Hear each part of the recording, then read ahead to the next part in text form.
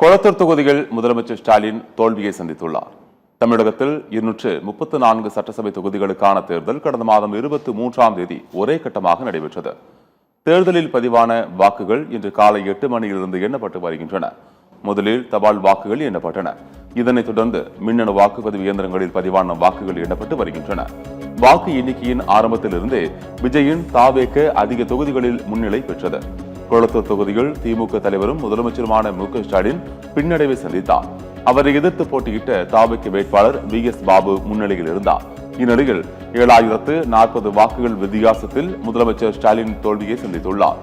கொளத்தூர் தொகுதிகள் 80,838 வாக்குகள் பெற்று தாவேக வேட்பாளர் VS பாபு வெற்றி பெற்றதாக அறிவிக்கப்பட்டுள்ளது.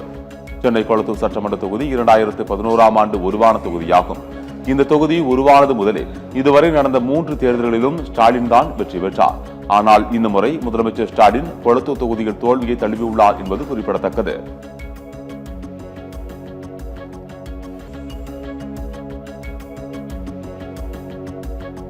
தாவேக 108 இடங்களில் முன்னிலை வைக்கிறது. திமுக கூட்டணி 76 இடங்களிலும், அதிமுக கூட்டணி 50 இடங்களிலும் முன்னிலை வகித்து வருகிறது.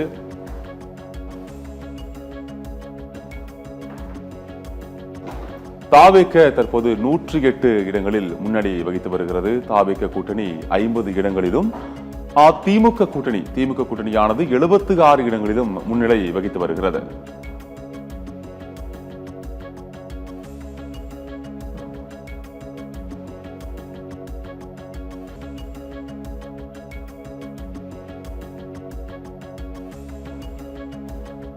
வாக்கு எண்ணிக்கையானது நடைபெற்று வரக்கூடிய நிலையில் தமிழக வெற்றிக் கழகம் 108 இடங்களிலும், திமுக கூட்டணி 76 இடங்களிலும், அதிமுக கூட்டணி 50 இடங்களிலும் முன்னிலை வகித்து வருகிறது.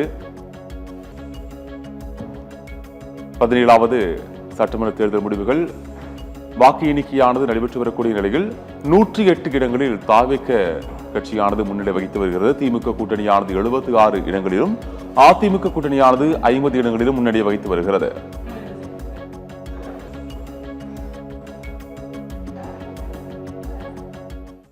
சேலம் மாவட்டம் எடப்பாடி தொகுதிகள் அதிமுக பொதுச் செயலாளர் பழனிசாமி வெற்றி பெற்றுள்ளார்.